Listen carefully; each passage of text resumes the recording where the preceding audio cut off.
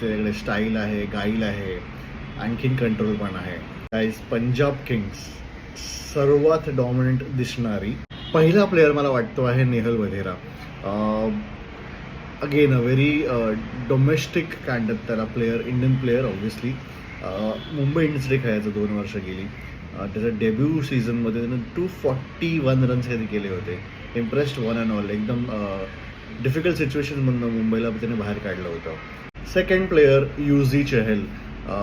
समजा कुठल्या बॉलरकडे सर्वात जास्त कंट्रोल असेल तर आय थिंक तो युझी चहल आहे. तो राजस्थानकडनं खेळला होता and he was a very sought after man as well in the IPL options.